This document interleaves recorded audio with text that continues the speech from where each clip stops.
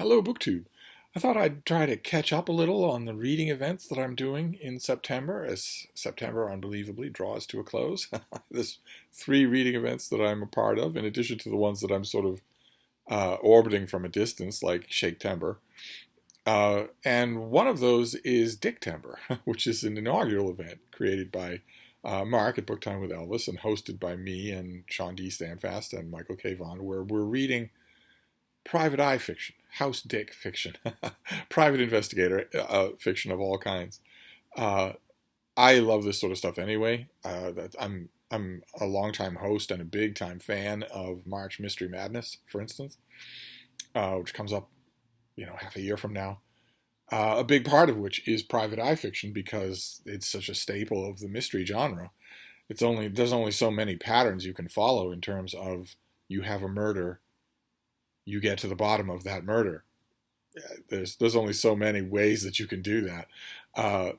We have chosen for Dictember to concentrate on the private eye, someone who is brought in to solve the crime, but is not an official law enforcement capacity at all. They may know law enforcement. They may be, in some cases, married to law enforcement, but they aren't law enforcement themselves. So in the golden age of the private investigator story, that meant that they could go where the police could not go. They could learn things that the police would never learn. They could be in the way of not only private knowledge, but also private danger. They can be kidnapped. They can be tied to chairs with a bomb ticking. They can be all sorts of things that in the golden age of murder mysteries isn't often assigned to the police. It isn't often included in the perils of their job. So in order to add the element of adventure to these stories, you bring in the private eye. And then that was in the golden age of the story. And then in the later ages, in our for instance, our own present age, our 21st century age, another benefit of the private eye is that it removes the frankly evil, coercive nature of the police power structure. That's gone too. The days when an entire fiction genre could just sort of naively count on the benign image of the beefy Irish beat cop who knows everybody by first name and calmly looks after things in his neighborhood. Those days are largely gone. They're largely gone now that everyone in the civilian population has a high definition camera on them at all times. To put it mildly, we get to see irrefutable visual evidence of the fact that quite a few police officers are not kindly. They're not patient, all-knowing guardians of the neighborhood. They're, in fact, wolves that hunt in packs. And so in the modern sensibility in the 21st century, that's another allure for the private eye, is that you therefore don't have to spend any time constantly telling your reader throughout the whole course of your narrative that your hero, our cop, is one of the good ones. You don't have to spend that effort doing that if you have a private eye. Although I like to think I have yet to read anything for Dictember that really disabuses me of the notion that it's harder to write a private eye story in 2021, 2022 than it was in 1921, 1922. Much harder. Because I get the impression that there's far less need for private eyes in the world. The things that they used to do, conducting surveillance on suspects, getting incriminating photos, tapping phone lines, that sort of thing, chasing down documents, public documents, private documents, business documents from maybe other cities under pseudonyms. That a vast array of tools to help any ordinary person do that now exists for a minimal expenditure of money, right? I mean, it's the nightmare world in which we all live. Is if someone has a random $50 lying around, they can learn pretty much everything there is to know about you. We all just have to sort of live in that world. It's an endless, bottomless pit to try to opt out of that world. You should take common sense precautions. But the common sense precautions that we all take are done in our more or less conscious awareness that they're largely fruitless. There's no such thing as transparency, as I always say on this channel. If there's no such thing, or rather, there's no such thing as anonymity. There's no opaque disguise of who you are or where you've been or what you've done, especially since we're all incurably posting everything about ourselves every minute of every day. Whereas 100 years ago, 70 years ago, or whatnot, the perpetrator of a crime would very much want opacity. The perpetrator of a crime would very much want to be hidden from view. And the private eye in a lot of these classic stories is someone who is either willing to take on the risk of penetrating that disguise or who is ideally placed to penetrate that disguise. It's a long throat clearing to get us to the point where the murder mystery that I want to talk about today, the private eye story that I want to talk about today, is one in which the private eye is ideally placed to discover the crime and also to ferret out the wrongdoer. There's virtually no law enforcement in the story, and the story has the inherent structural defect of stories where the private eye's placement is key to the story, which is that if they hadn't been placed there, someone would have gotten away with a crime. and yeah, maybe that's just naive. We learn even as early as the Sherlock Holmes canon. We have Holmes saying, plenty of crimes go undetected because no one's around to detect them. But this is a murder mystery from almost a century ago. This is by Mignon Eberhardt. It was a best-selling murder mystery that I really only started to become aware of because years ago on this channel I hauled a paperback one of her mysteries from the Brattle and didn't really know much about the author, and I got a first-class education from a whole bunch of you. Quite a few of you really like this author. Let me know who she was and what I could expect from her books and whatnot. And she wrote a series of books about a nurse named Sarah Keat, a feisty, inquisitive, brave, red-headed nurse named Sarah Keat. And this is one of those books. The book is called Murder by an Aristocrat. And I think this also has an alternate title of Her Patient Died or Her Patient Was Murdered, something like that. That title maybe was too much of a giveaway. Here, this, I think, title is every bit as much of a giveaway.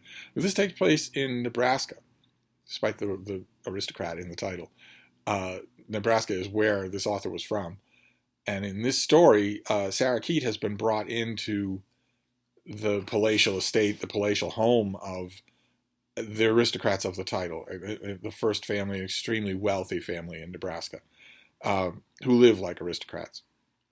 She's been brought into their palatial estate in order to treat an accidental gunshot wound. A young man in the house has an accidental gunshot wound.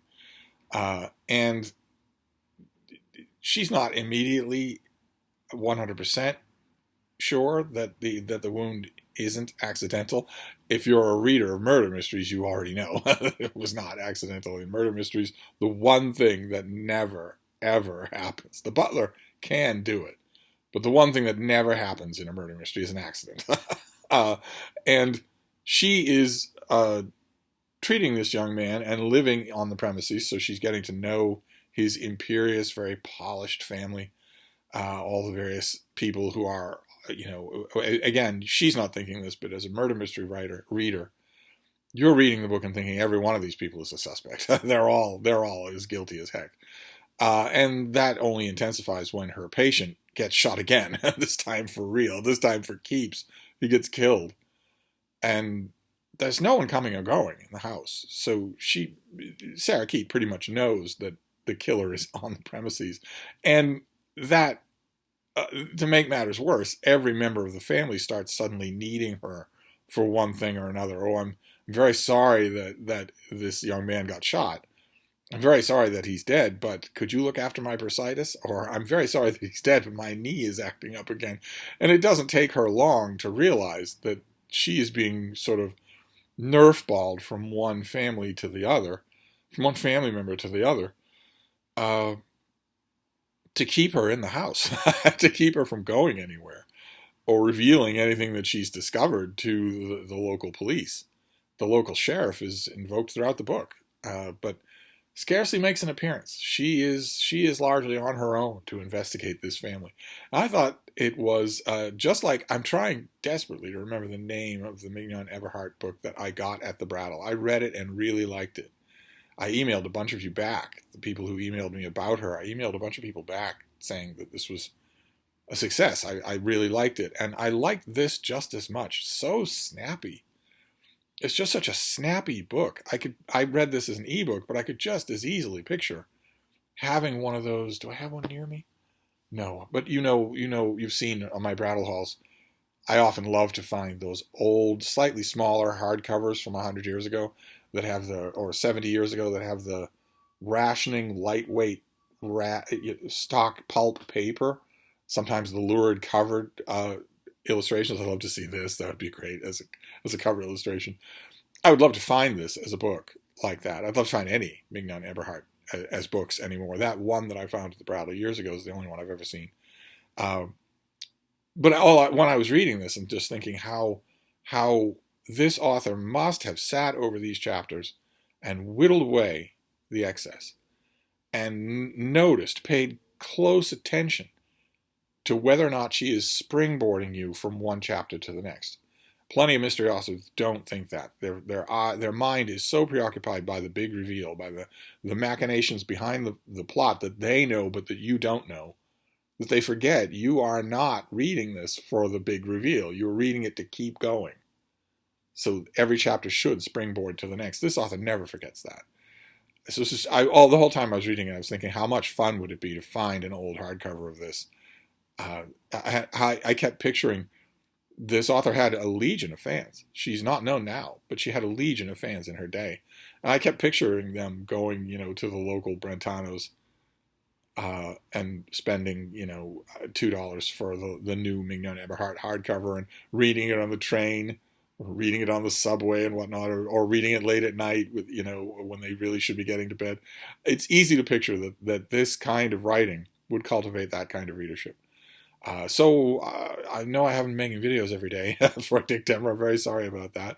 I will try to pick up the slack for the rest of the month. I'm consoling myself only in that my co-hosts for Dictember don't seem to be making videos at all.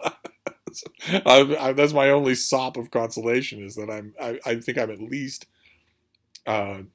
keeping up with the average. But I want to do more. I wanted to do a video a day this month. That didn't work out. But I will try to do a video a day to the end of the month with more mysteries. I'm just gonna with more private eyes. I'm just gonna keep going. This is one where Sarah Keat is not. She's a nurse. She's just in the right place at the right time. From what I gather, I think this is the first of her adventures that I've ever read. From what I gather, she often finds herself in the right place at the right time. But she is not. This is a case where, had she been a licensed private eye, the family would have been intensely suspicious. They wouldn't have invited her at all if they'd known that. I loved it. I'm going to resist the temptation so far in Dictember. I have resisted the temptation when I encounter a really good book by one author. I have resisted the temptation to just keep going with that author. I want to try and keep coming up with new names, new things. It's been really hard because I've had virtually no duds in Dictember. And in every case, almost every case of the books I've talked to you about, the author has been insanely prolific, like this author was. So there's plenty more. I don't want to give into that temptation and render the whole month just one long reading exercise of one author. So I will find somebody else for next time, which I hope will be tomorrow. But in the meantime, of course, I automatically want to either recommend or not recommend a book. I can certainly recommend Murder by an Aristocrat. I have no idea where you would find a copy. But that's my outing for Dictember. So I'll wrap this up, but I'll be back. Thank you, BookTube.